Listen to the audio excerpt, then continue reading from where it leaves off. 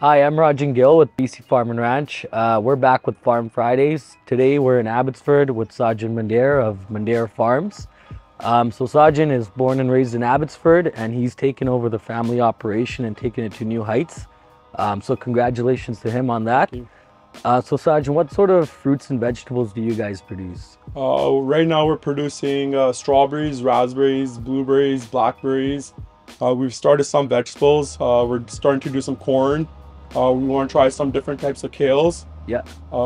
We make fresh pakoras at the farmers market, so we're trying to grow all the ingredients that go into those pakoras. So there's potatoes, onions, and kale. So we're going to try planting all that and producing that food in our own farm, and then making a value-added product out of it. That's pretty cool. That's pretty cool.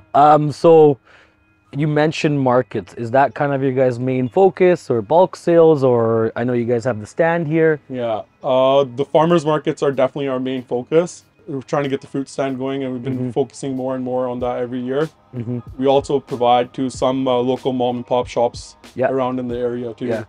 And this fruit stand, obviously being on Clearbrook Rd in the Huntington area, obviously it's a busy area, and you guys get a lot of repeat clients. So we'll put the details of all the markets and the stand and everything in the description for all our followers. Sajan, can you tell us a little bit about the background story to Mandair Farms? Yeah, Mandair Farms, we actually came to this property in 2005. But our history in farming goes back generations to my grandparents, great-grandparents. So it's always been something that's been in our blood. What made you want to choose farming and embrace that side? Like, you don't see that very often, and obviously that really impressed me, and that's why we're here today. Yeah, it was, honestly, I was about to go down a different path. But then couple of unfortunate events happened in our life. My dad passed away. Yeah, sorry. And then I had a couple crossroads in my life where I was like, do I keep our legacy going in our farming, or do I switch sides? And then as a child, I always dreamed about farming. Yeah. So I was like, I want to live my dream now, right? And it was my opportunity to run it how I wanted it to and grow it how I wanted to take it on. You have to have a passion for it, whatever you're doing. If you want to go above and beyond, like, you have to have a passion for it, 100%. Right? But this year with farming, I know there's been all sorts of challenges, but particularly this year with our cold weather.